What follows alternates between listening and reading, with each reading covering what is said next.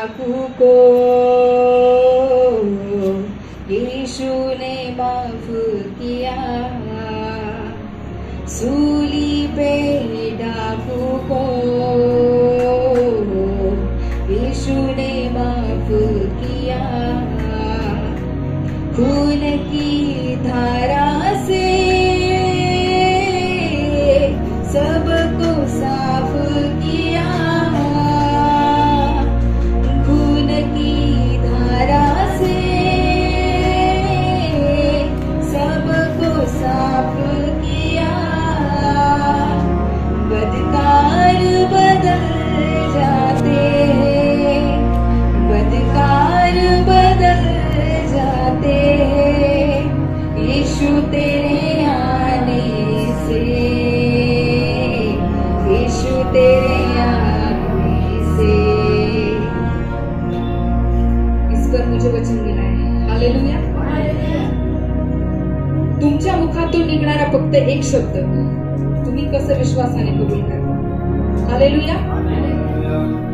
आपण लूक याचा 23वा अध्याय काढूया, लूक 23:53 मी वाचते तुमच्यासाठी। तो त्याला म्हणाला, मी तुला खचित खचित सांगतो, तू आज मजबरवर सुख लोकात असशील, हालेलुया। आता हे कधी काय घडलं त्याच्या आधी आपण थोडंसं पाठीमागे जाऊ।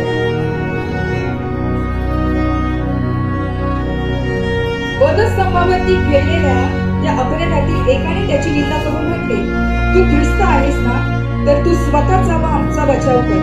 परंतु दुसऱ्याने त्याला धमकावून म्हटले, कोणाला धमकावून म्हटले? जो दुसरा चोर होता, जो परमेश्वराची अवहेलना करत होता, त्याला हा दुसरा चोर म्हटला, धमकावून म्हटला, तुलाही तोच दंड असता, तू देवाला भीत नाहीस काय? आपला दंड तर यथान्यायी आहे, कारण आपण आपल्या कर्माचे योग्य फळ भोगीत आहोत, परंतु याने काही अयोग्य केले नाही। मग तो म्हणाला, हे येशू, तू आपल्या राज्याधिकाऱ्याने येशील तेव्हा माझी आठवण कर। आणि तेव्हा येशू त्याला म्हणाला की तू आज माझबरोबर सुख लोकात असशील, हालेलुया। हे कधी घडलं?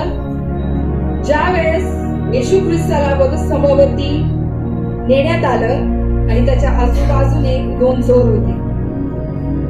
एक परमेश्वराला दोष देत होता, देवाची खिल्ली उडवत होता, वो प्रभु से बोल रहा था कि तू यीशु मसीह है ना, तो तू खुद को भी छुड़ा और हमें भी छुड़ा। और जो दूसरा चोर था उसने उसको धमकाया और उसने कहा कि दोष हम में है, हमने गलत किया है। पर इसने तो कुछ नहीं किया, किसने यीशु मसीह ने तो कुछ गलत नहीं किया, तो भी उसको उसने जो गुनाह नहीं किया उस गुनाह की सजा उसे मिल रही है, हालेलुया। पर जब दूसरे चोर ने, जो अच्छा था, जिसने चोरी किया था, जो प्रभु को बोला कि हे प्रभु, आप जब न्याय करने के लिए इस पृथ्वी पर आओगे तब मुझ जैसे पापी की याद करना, हालेलुया। मैंने ये बात इतनी सोची कल, मुझे टाइम नहीं मिल रहा था और हमारे घर में नीचे वाले बच्चे आए थे खेलने के लिए, मेरा मन नहीं लग रहा था मैं कैसे पढ़ूं। इसमें वो शमुएल इतना मस्ती कर रहा था लड़कियों के साथ, तो भी मैंने प्रार्थना किया, मैं किचन में गई और मैं सोचने लगी कि जब उस चोर ने ऐसा प्रभु से कहा कि प्रभु आप जब आओगे न्याय करने के लिए तब मुझ जैसे पापी की याद कर रखना, उसने प्रभु को स्वीकारा उसी टाइम। पर तब उसका बपतिस्मा हुआ होगा क्या? बपतिस्मा नहीं उसका, ना वो कभी चर्च गया होगा, सिर्फ उसने सुना था, सिर्फ उसने सुना था। क्योंकि जिन लोगों ने प्रभु को क्रूस पर चढ़ाया, वो लोग कुछ वहां पर बोलते होंगे ना, जैसे हमारे इधर भी कुछ झगड़ा होता है तो जो लेडीज लोग होती है उनमें बातें घूमती रहती है, फिर वो खोजते खोजते हमारी तरफ तक आती है, वैसे ही बात हो गई होगी। और उसने वो सुना बात कि प्रभु यीशु मसीह कैसा है, उसने गुनाह नहीं किया, उसने लोगों के जीवन में चमत्कार किया, उसके द्वारा लोगों का जीवन बदल गया, लोगों का उद्धार हो गया। फिर उसने ऐसा तो कुछ पाप नहीं किया, तो भी इसे क्रूस पर क्यों चढ़ाया दिया, क्यों चढ़ाया उसको? और वो ये बात जानता था कि उसके गुनाह के लिए, अपराधों के लिए प्रभु को उस सूली पर चढ़ाया। हालेलुया। और वहां पर वचन ऐसा बताता है, आपला दंड तर येथे नाही आहे, कारण आपण आपल्या कर्माचे योग्य फळ भोगीत आहोत, पण याने काही अयोग्य केले नाही. मग तो म्हणाला, येशू तू आपल्या राज्य अधिकाऱ्याने येशील तेव्हा माझी आठवण कर. आणि मग तो येशू त्याला म्हणाला की तू माझ्या सोबत स्वर्ग लोकात असशील. Hallelujah, hallelujah. मी जे सांगते ते घुसते का डोक्यात तुमच्या? हे तुमच्या आणि माझ्यासाठी आहे, हे तुमच्यावरती आणि माझ्यावरती आहे. तुमच्या मुखाने जे तुम्ही सांगता, बोलता, ते शब्द खूप आशीर्वादित असतात. मी तुम्हाला उदाहरण सांगते तेव्हा तुम्हाला कळेल. अगर आप नदी में गए, आपका पैर फिसला और अगर आप डूब रहे हो गए, सिर्फ आपके कान के ऊपर एक खबर आई है कि क्रिश्चियन लोग ऐसे ऐसे है, उनका यीशु मसीह हर एक संकट से बचाता है. मैं क्या बता रही हूँ? अगर ये बात किसी अविश्वासियों को पता होगी, एक व्यक्ति है अविश्वासु, अगर उसको ये पता चली और उसका पैर फिसला और वो डूब रहा होगा, तो वो क्या करेगा? अपने जिंदगी में जो भी हुआ होगा वो याद करेगा और तभी उसको एक बात क्लिक होगी कि मैंने ऐसा ऐसा सुना था कोई यीशु मसीह है. और तब वो मरते मरते तब यीशु मसीह को स्वीकारेगा, उसके मुंह से वो प्रार्थना करेगा कि मैंने जो भी आज तक काम किए हैं, ऐसा एक उदाहरण है, ऐसा कुछ भी मैंने काम किया है, मुझे उसकी क्षमा कीजिए. और अगर आपने मुझे बचाया तो ये जीवन मैं आपके लिए जीऊंगा. हालेलुया. मतलब ये चोर के सामने मरना तय था, वो मरने वाला था, उसको कोई आशा नहीं थी कि उसको जीवन मिलेगा या नहीं मिलेगा, पर वो चाहता था कि वो मरने के बाद उसके जीवन का उद्धार हो. हालेलुया. मैंने एक गवाही सुनी थी, एक सेवक की गवाही थी. वो कुछ इलेक्ट्रिक का काम करते थे और वो कुछ खाम के ऊपर चढ़ गए और अचानक से लाइट आई या कुछ ऐसा हुआ था, तो उनको करंट लगा और फिर उनकी उंगली पे एक फोड़ आया. मेरी इधर ध्यान दीजिए, बच्चों की तरह ध्यान बिल्कुल मत दो. उनकी उंगली पे एक ऐसा फोड़ आया, पिंपल जैसा, और वो फूट गए. तो अभी करंट तो पूरा शरीर में चालू था उनके. मैं स्वीकार करना बता रही हूँ आपको, जैसे इस चोर ने वहां पर स्वीकार किया प्रभु का, उसका उद्धार हुआ. हालेलुया. मरना उसके सामने ही था, पर तब भी वो प्रभु के साथ विश्वासु रहा, विश्वास के साथ उसने प्रभु को स्वीकारा. तो सेवक का उन्होंने बताया, जब वो फोड़ फूटा तो वो करंट पूरा ब्लड खींचने लगा. इतनी से जख्म में से वो ब्लड में से करंट उनको पूरा उनके शरीर में आने लगा और पूरा ब्लड वो खींचने लगा करंट. तो उन्होंने कहा कि मैंने प्रभु से प्रार्थना किया. उनको 3 बच्चे हैं. उन्होंने याद किया कि मेरी बीवी है, मेरे बच्चे हैं, और उन्होंने प्रार्थना किया कि प्रभु मैं आपकी सेवा करता हूँ, मुझसे जो भी गलती हुई होगी मुझे माफ करो. पहले बोले मैंने जिंदगी के बारे में सोचा, बाद में मैं प्रभु के पास आया. मैंने प्रभु से प्रार्थना किया कि अगर तू चाहता है मैं आपकी सेवा पूरी तरह से करूं, जिंदगी भर करूं, तो यहाँ से तू मुझे छुड़ाएगा. हालेलुया. तो पूरा वायर था वो उन्होंने ऐसा पकड़ा था, वो मरने ही वाले थे. सिर्फ 1-2 मिनट हो गए उनके पास. और उसके बाद उन्होंने ऐसा प्रभु से प्रार्थना किया और उस तार ने उनको 1 सेकंड के अंदर नीचे छोड़ दिया. ये स्वीकार करना है. हालेलुया. ये स्वीकार करना है. अगर आप विश्वास के साथ कबूल करेंगे कोई भी चीज हो, तो आपका तारण 100% है. प्रभु को जब एक ही बार आप जीवन में लोगे ना, तो आपको प्रभु से कोई नहीं खींच सकता है. फिर वो कुछ भी होने दो, मरना भी आपके सामने हो, मृत्यु आपके सामने हो, वो मृत्यु भी कुछ नहीं कर सकता है। उस तरह इस चोर ने भी प्रभु को मरते दम तक उसने सिर्फ प्रभु का नाम लिया और प्रभु से कहा कि आप जब भी आओगे मेरी याद रखना। कैसा हुआ होगा उस टाइम? वो क्रूस पर था प्रभु के पास, पर इतने पीड़ा में प्रभु यीशु मसीह होने के बावजूद भी प्रभु यीशु मसीह ने उससे कहा की आज तो आज माझ्या बरोबर सुखलोकात असशील, तो आज मेरे साथ सुखलोक में होगा। ये विश्वास प्रभु यीशु मसीह ने उसका देखा। क्या हम भी उतने विश्वास हुए कि आज कभी कभी विश्वास ढलता है हमारा, क्योंकि मानवीय शरीर में, पर उससे सबसे बढ़कर प्रभु का विश्वास हमारे अंदर ज्यादा होना चाहिए। और मैंने ये बात सीखा कर कि जो विश्वास के साथ हम बात करेंगे प्रभु हमारे विश्वास को देखता है। अगर आपके जीवन में भी ऐसी कुछ चीजें हो, कुछ पाप हो या किसी के बारे में कुछ गलत हो, तो मुझे ऐसा लगता है कि आज ही आपने उन्हें क्षमा करना चाहिए, क्योंकि प्रभु का वचन कहता है जब तक हम उसके पापों को क्षमा नहीं करेंगे तब तक हमारे पापों को भी प्रभु क्षमा नहीं करता। जैसे हालेलुया। और ये वचन मुझे बहुत पसंद आया। मुझे तैयारी करने के लिए बिल्कुल टाइम नहीं मिला, तो मैंने पवित्र आत्मा से प्रार्थना की। मैंने कुछ नहीं लिखा, मैंने कुछ नहीं पढ़ा, मैंने सिर्फ वचन पढ़ा। मुझे आप चलाओगे, ये विश्वास मेरा हमेशा कायम रहता है जब मैं यहाँ पे खड़ी होती हूँ और पवित्र आत्मा हमेशा मुझे चलाता है। हमारा जीवन ये हमारा नहीं है। या जगात आपल्याला थोडके प्रवासी म्हणून प्रभूने पाठवले। आपण थोडके प्रवासी, मराठी समजतंय नाही ते? आपण थोडके प्रवासी या जगात आहोत। हिंदीत बोलण्यापेक्षा मराठीत चांगलं व्यवस्थित जिथे दणका बसायला पाहिजे तिथे बसेल। हालेलुया। आपण या जगात थोडके प्रवासी, आपल्याला थोड्या वेळासाठीच देवाने या ठिकाणी पाठवलं। विश्व मुलं कधी कधी म्हणत असतात देवाच्या घरून आलायस का? पाहुणा येतो आमच्या घरी। आपण थोडके प्रवासी आहेत। कधी कोणासोबत काय होईल काही सांगता येत नाही।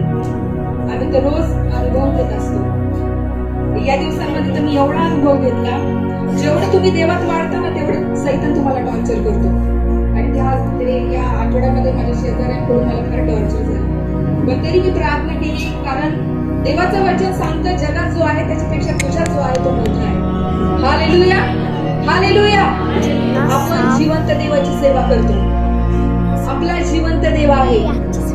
एका ठिकाणी वचन सांगतं त्याला डोळे आहेत तो पाहतो, त्याला कान आहे तो ऐकतो, त्याला मुख आहे तो बोलतो। आणि जुन्या करारात त्याचं वचन सांगतं की मी नेहमी वचन सांगते की तो मोशे बरोबर एका मित्राप्रमाणे बोलत होता आणि तो आज पण तुमच्या आणि माझ्याशी बोलतो। हालेलुया।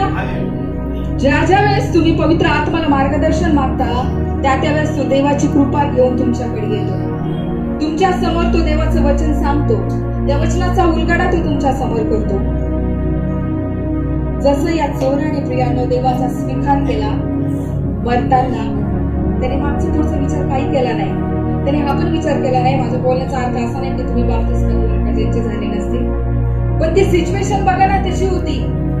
थोडका वेळ होता त्याच्याजवळ, तो मरणार होता, पण त्यांनी त्या काही मिनिटांमध्येच त्यांनी येशूचा स्वीकार केला। त्याला माहित होतं येशू उद्धार करता आहे, येशूच्या अंगी कुठलंही पाप नाही, तो निष्पाप आहे। आणि दुसऱ्या चोराने तर त्याला खूप काय तो बोलला की तू जर येशूचा आहे खरं तर तू आम्हालाही सोडव, तू स्वतःलाही सोडव, म्हणजे येशूची थट्टा त्याने उडवली। पण दुसरा चोर होता त्याने देवाचा आदर केला। काय आपण आज देवाचा आदर करतोय का? करतोय आपण देवाचा आदर? फक्त दिसण्यासाठी नाही तर आपलं जीवन खरंच तसं असलं पाहिजे। माझ्या मिस्टरांना मी नेहमी बोलत असते की तुम्ही देवापासून दूर गेले, तुम्ही वचन वाचत नाही, तुम्ही प्रार्थना करत नाही। हे सत्य आहे, हे सत्य तुम्ही दुसऱ्यांना सांगितलंच पाहिजे। जर त्यांच्या चुकीचं काही आहे, ते चुकीचं जर वागत असाल तर त्यांना त्यांची चूक दाखवून द्यायलाच पाहिजे, जर ते देवापासून दूर आहेत तर। तसंच त्या चोराने केलं। दुसऱ्या चोराला तो म्हटला की तू देवाला घाबरत नाहीस का? तुला देवाचं भय नाही का? तू देवाला असं बोलत आहेस? तुला देवाची सत्यता माहित नाहीये का? तू त्याची थट्टा उडवतोयस. तिथं शांत बसायला हवं, तिथं शांत बसा. म्हणजे ते देवाच्या बाजूने भांडलं पाहिजे, तिथे भांडा. पण कारण या जगात अशी भरपूर लोक आहेत ज्यांना येशू माहित असूनही ते देवाचा आदर करत नाही. कधीतरी आले तर आले, नाही तर नाही. परमेश्वर सारखा या जगात, या पृथ्वीवरती कोणीच नाही. कोणी येऊ पण शकत नाही आणि कोणी कधी येणार पण नाही. हे जग तुम्ही मी देवाने निवडले. या लाखो करोडोच्या गर्दीतून कोण कोणाला शोधेल सांगा मला? एखाद्याचं लेकरू हरवलं तर ते स्वतः शोधायला जातील, तेवढं जातील, पण त्यांच्याच्याने होईल तितकं करतील. ते कशी होती, पोलीस कंप्लेंट करतील की आमचं लेकरू हरवले. ते पण कधी भेटलं तर भेटलं, नाही तर डायरेक्ट विषय संपला. देवाने तुमच्या आणि माझ्या बाबतीत तसं केलं नाही. देवाने या करोडो लाखोच्या गर्दीतून तुम्हाला आणि मला निवडलं. कशासाठी? कारण आपण येशू ख्रिस्ताचे साक्षी आहेत. आपण लोकांना सांगणार आहे की येशूने केलंय काय. मी तिकडे माझ्या सासरी गेली की माझ्या सासूला सांगत असते. इतके दिवस सासू आणि मी बोलत नव्हतो, काही बातमीवर होता. पण काही मागच्या दिवसांमध्ये पास्टरांनी या ठिकाणी सांगितलं होतं की जे तुटलेले परिवार आहेत ते परत एकत्र होतील. माझ्या सासूला मी तिथे गेले ना, नेहमी त्यांना विचारत असते. त्यांनी विचारलं होतं शमुवेलच्या बड्डेला की शमुवेलच्या नावाचा अर्थ काय. आणि ही देवाची इतकी कृपा आहे की माझ्या सासऱ्याला, माझ्या सासूला बायबल माहित आहे. हालेलुया. कारण माझ्या सासऱ्याचा जन्म ख्रिसमसच्या दिवशी झालेला आहे. आणि म्हणून खरोखर देवाला खूप धन्यवाद त्यांच्या दोघांसाठी की सगळ्या गोष्टी त्यांना माहित आहेत. आणि त्याला ते शमुवेल बोलवलं. आणि म्हटलं ते शमुवेल काय नाव ठेवलंय, काय या नावाचा अर्थ. आणि ज्यावेळेस मी त्यांना म्हटलं शमुवेल नावाचा अर्थ तुम्हाला कळाला का? तर ते मी म्हटलं हो कळाला. आणि मग म्हटलं शमुवेल कोणाचा पुत्र होता तुम्हाला माहिती? मी तुम्ही स्टोरी सांगायला सुरुवात केली. मला म्हटलं नाही नाही मला माहिती, मी ते वाचलेलं आहे. प्रभूला खूप धन्यवाद. आपल्याला स्वीकारायचं आहे. आपल्या जीवनात कितीही संकट येऊ द्या, कितीही प्रॉब्लेम क्रिएट होऊ द्या, आपल्याला फक्त देवाशी विश्वास राहायचा आहे. देवाचं वचन सांगतं जे विश्वासाने तू आपल्या मुखाने कबूल करशील ते झालं आहे असं स्वीकार. ते होणार आहे असं नको माणूस तू. ते झालंच आहे. ज्यावेळेस तुम्ही हे स्वीकारता की ते झालंच आहे, ते झालेलंच असतं. शमुवेलचं साक्षी. माझी प्रेग्नेन्सी नव्हती राहिली, पण आम्ही ते स्वीकार करत होतो. देवाच्या दासा थ्रू प्रभूने हे सांगितलं होतं, आम्ही ते स्वीकार केलं आणि त्याच्या काही महिन्यातच माझी प्रेग्नेन्सी राहिली. हे मी याच्यासाठी तुम्हाला सांगत आहे कारण माझ्या साक्षीद्वारे तुमचा विश्वास अधिक देवामध्ये वाढावा. कारण हे महत्वाचं आहे. कारण आपण सध्या या सिच्युएशनला आपला विश्वास कुठेतरी तोडका पडलाय, कुठेतरी थंडा झालाय. आपल्याला देवाशी विश्वासू राहिला पाहिजे. हालेलुया. जसा हा चोर झाला, जसं मरताना प्रभूला त्याने स्वीकारलं, तसं तुम्हाला मला देवाला स्वीकारायचंय. तुम्ही स्वीकारलंय मी नाही म्हणत नाही, पण कुठेतरी अशा काहीतरी गोष्टी घडतात की तुम्ही देवाला विसरून जाता, देवापासून लांब जाता. तुमचा तर बाप्तिस्मा झालाय. देवाने तर तुमच्यावरती अशी वेळ आणलेली नाही की तुम्ही मरताना देवाला स्वीकारता, मग तुमचा बाप्तिस्मा झालेला नाही, तुम्ही कधी चर्चला गेले नाही, तुम्ही कधी परमेश्वराला पाहिलेलं नाही. इस बात ये बात मायने नहीं रखती मेरे भाई बहन. एक ही बात मायने रखती है, वो है आपका विश्वास जो यीशु मसीह के लिए आपके हृदय में है. आपके मुंह से निकली हुई बातें महत्व रखती है. आप क्या विश्वास के साथ स्वीकारते हो, कबूल करते हो, वो ज्यादा मायने रखता है. हालेलुया. तो फिर से एक बार उस वचन को हम पढ़ेंगे. मग तो म्हणाला, हे येशू तू आपल्या राज्य अधिकाराने येशील तेव्हा माझी आठवण कर. येशू त्याला म्हणाला, मी तुला खचित सांगतो तू आज मज बरोबर सुखलोकात असशील. तुमचे कर्म तुम्हाला स्वर्गात घेऊन जाणार आहेत. तुमच्या सवयी ज्या येशूला आवडणाऱ्या आहेत त्या गोष्टी, तुमचा चांगुलपणा तुम्हाला स्वर्गाच्या राज्यात घेऊन जाणार आहे. नाहीतर त्याची गॅरंटी कोणीच देऊ शकत नाही की तुम्ही स्वर्गात जाणार आहात का नरकात जाणार आहात. तुम्हाला जर स्वर्गात जायचं असेल तर आतापासून पेरणी करायला सुरुवात करा. त्यावेळेस तुम्ही हर्षाने कापणी करा, कारण प्रभूची येण्याची वेळ जवळ आली आहे. प्रिया, मी नेहमी 5 मूर्ख कुवाऱ्या आणि 5 शहाण्या कुवाऱ्या याचं उदाहरण मी नेहमी सांगते. कारण ज्या मूर्ख होत्या त्यांनी आपल्या दिव्यातलं तेल संपवून दिलं, वर येत होता सामोरे वधूला नेण्यासाठी. आणि ज्या शहाण्या होत्या त्या मूर्ख शहाण्यांकडे तेल मागत होती की आमचं तेल संपले, आम्हाला तेल दे. पण त्यांनी नाही दिलं. त्या कशा देणार? वर येणार होता सामोरे. आणि मग ज्या मूर्ख होत्या त्यांच्या दिव्यातलं तेल संपलं, त्यांना झोप लागून गेली. पण ज्या 5 शहाण्या होत्या त्या बरोबर सामोरे गेल्या आणि द्वार बंद झालं. मग काय? मग काहीच होऊ शकत नाही. वेळ गेल्यानंतर प्रियानो तुम्ही काहीच करू शकत नाही. वेळ आत्ताच आहे. पालखीबाई त्या दिवशी घरी आल्या होत्या, त्यांनी खूप छान वचन सांगितलं. काय होतं पालखीबाईचं वचन? परमेश्वर प्राप्तीचा काळ आहे तोवरच त्याला शोधा. वेळ गेली ना तर काही होणार नाही. आत्ताच आपल्याला परमेश्वराने वेळ दिली आहे. देव येण्यास विलंब त्यासाठी लागत आहे, कारण त्यांनी तुम्हाला आणि मला तो चान्स दिलाय की आपण आपल्या जीवनात ज्या गोष्टी देवाला आवडणाऱ्या आहेत त्याच कराव्यात. नाही तर लहान होतो तेव्हा कसं नाही ऐकत आहोत की येशू येणारे येशू येणारे. पण ऐकत असेल ना कोणीपैकी तुमच्यापैकी. पण हा कोणी विचार करत नाही येशू अजून आला का नाही, कारण त्यांनी तुम्हाला आणि मला तो वेळ दिला. तुमचा आणि माझा उद्धार व्हावा म्हणून वेळ दिलाय. पालखीला खूप गोड असते. तुम्हाला मला वेळ दिलाय परमेश्वराने. शमूएल फटके खातो आतापासूनच, खूप आगाऊपणा करतो, एवढं चिडचिड होताना खूप जास्त. पण त्याला चान्स देत असतो आम्ही. त्याच्या पप्पाला त्याला काही शिकवतो. त्याच्या पप्पा म्हणतात मारत नको जाऊ, त्याला शिकव. आणि तो एवढा ऍक्टिव्ह आहे, त्याला जे सांगेल तो ते करतो. आपण पण लहान बाळकाप्रमाणे प्रभूकडे, प्रभू त्याच दृष्टिकोनातून आपल्याकडे पाहतो. तुम्ही एखादं पाप जरी केलं तरी देव वारंवार ते का क्षमा करतो? कारण तुम्ही देवाची लेकरं आहात. त्याचे राष्ट्रीय याजकगण तुम्ही आहात की नाही? म्हणून तुम्ही लहान जरी असले देवाच्या दृष्टिकोनाने तरी तुम्ही लहान नाही आहात. तुम्ही आता जड अन्न खाल्लं पाहिजे, म्हणजे हे देवाचं वचन खाल्लं पाहिजे. हे देवाचं वचन वाचा. हे जोपर्यंत तुम्ही वाचणार नाही तोपर्यंत याचं महत्व तुम्हाला समजणार नाही. हालेलुया. आणि जसं त्या चोराचं तारण झालं त्याचप्रमाणे तुमचं तारण होऊनही न झाल्यासारखं आहे सध्या. त्यामुळे ते पूर्णपणे तारण होण्यासाठी आजपासूनच देवाकडे आपल्या अपराधांची क्षमा मागा, देवाकडे आपल्या चुका स्वीकारा आणि पुन्हा येशूच्या हाताला हात धरून चालू नका. हालेलुया. देव आपल्या वचनाद्वारे तुम्हाला आशीर्वादित करू.